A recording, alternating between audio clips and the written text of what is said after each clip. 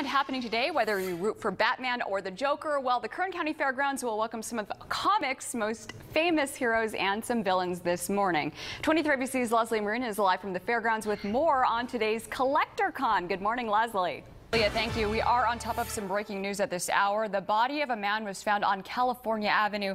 23 ABC's Leslie Marine is live at the scene with the very latest. Good morning, Leslie.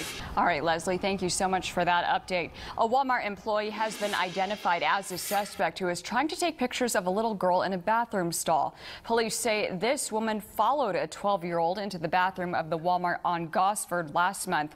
She then tried taking pictures of the girl who was sitting on a toilet.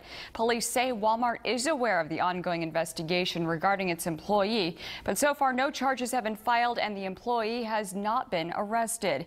Bakersfield police are looking for an attempted murder suspect they say shot two women recently. His name is Anthony Laws. Investigators say the 21-year-old is a suspect in two recent incidents, one on the 700 block of SB Street where Laws allegedly shot a woman inside her car, the other where another woman was shot multiple times near the intersection of East Brundage Lane and Tyree Tolliver Street. Laws is considered armed and dangerous. It's been 77 days since sheriff's deputies working in Wasco have been wearing body cameras as part of a pilot program to see how well they'll work. The Wasco substation is the first to get them in Kern County. This is all thanks to an $18,000 grant. The cameras have 32 gigabytes of memory. That's about 9 hours worth of video. Deputies start recording when they get out of their patrol car and approach someone. Deputy Juan Maldonado says he was excited when he found out they'd be getting the body cams. Everything that's going on in today's world, you got people second guessing what police officers are doing. So to me, it makes me feel safe knowing that the camera's there. And the information is later downloaded into a secure hard drive. Well, they'll be burned onto a DVD. That hard copy is submitted to the district attorney's office along with the deputy's report. Videos are kept in their system for 13 months. Brush fire shut down. More about the blaze that shut down part of the Grapevine, creating some hazardous driving conditions. We'll have the very latest on that blaze when 23 ABC News returns.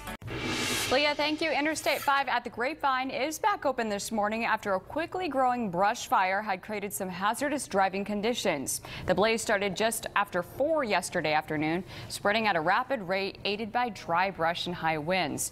Several structures were in danger, and law enforcement knocked on several doors in the area to let residents know about that blaze. California Highway Patrol was not letting cars onto the freeway because of the lack of visibility.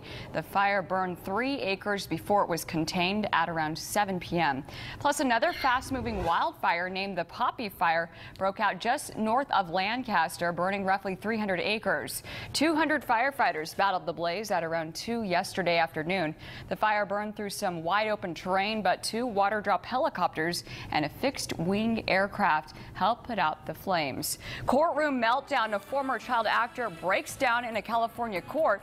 More on that actor coming up on Kern County's only local weekend morning news. A former child actor had a meltdown in a California court. Peter Robbins, who played the beloved voice of Charlie Brown in the Peanuts cartoons, cursed out a judge in a fit of rage. Jean Kang reports.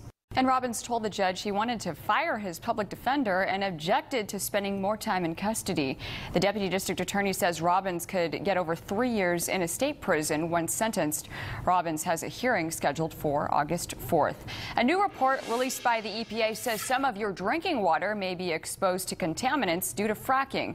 The EPA studied the results that fracking can have on the environment for 4 years before releasing the 900-page report. It says while there were no widespread issues to drinking water, there were a handful of small instances where fracking did cause some contamination. But some water experts are critical of the report, saying it leaves many questions unanswered. Fracking involves injecting millions of gallons of water mixed with chemicals into rock formations, breaking apart rock and releasing trapped fuel. As the drought worsens, the county is looking to Lake Ming as a source of water to irrigate crops in the northeast. The county has a contract with the city to get water from the Kern River and Lake Isabella, and the water goes towards Calm, Kern County Golf Course, county soccer parks, and to the same water pipeline as Hart Park. The river is expected to be at its lowest in recorded history this summer, and Lake Isabella is expected to be tapped out by July. The county is proposing they take water from Lake Ming, but officials are not fond of that choice. We were confident this is a one-year temporary thing. This lake is a natural beauty, and well, this is where boat races come and fun comes. When it comes to how much water might be taken out of Lake Ming, the current proposal for the Board of Supervisors says 500 acre-feet. Well, do you want to do your part in the fight against the state's ongoing drought? Well, you might want to consider recycling the water that you use. More residents and businesses are turning to what's known as gray water recycling, using light runoff from bathroom sinks, showers, and washing machines to water your lawn. Some big builders are now also starting to offer gray water recycling systems as an option on new homes. And homeowners in Porterville could be getting $10 million. The state assembly passed a bill that would make the money available to homeowners who make water improvements to their houses. Low-interest loans would go to low-income homeowners who need to make improvements, including drilling wells and connecting homes to water supplies.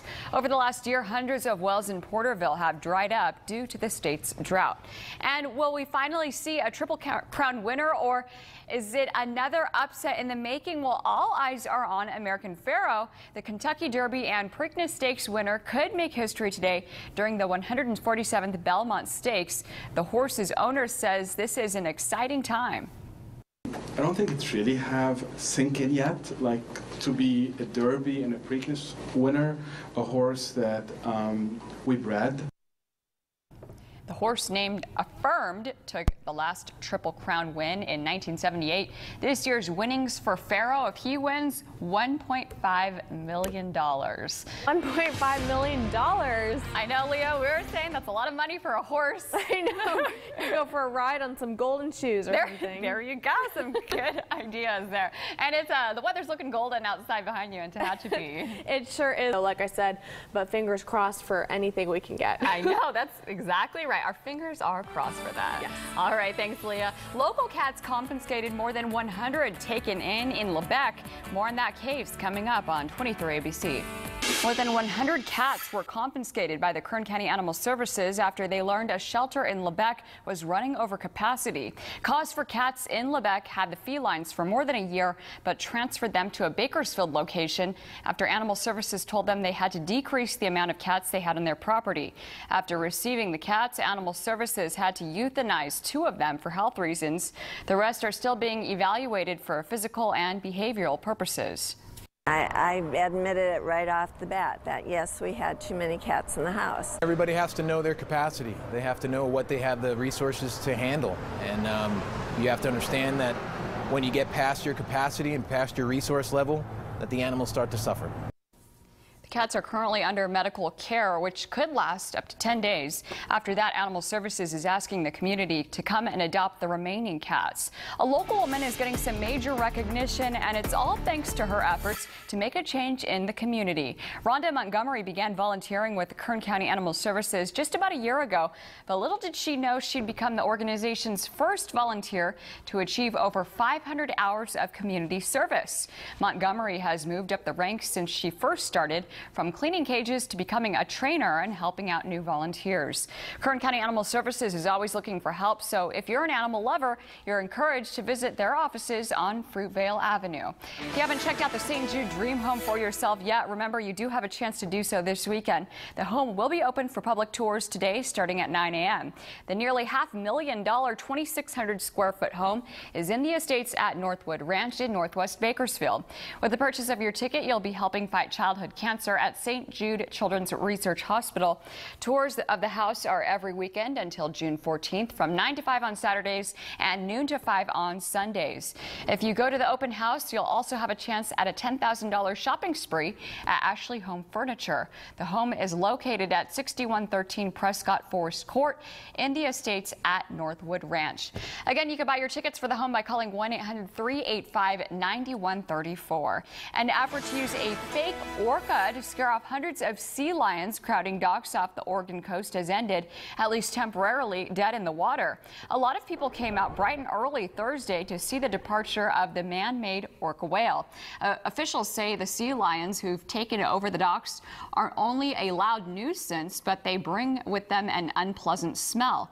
It was still early in the day when there were signs of trouble when the orca's motor did not start.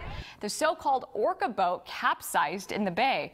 While being towed towards the docks, the motorized orca then started to sink. And the town, well, they'll continue to search for ways to solve their wildlife problem.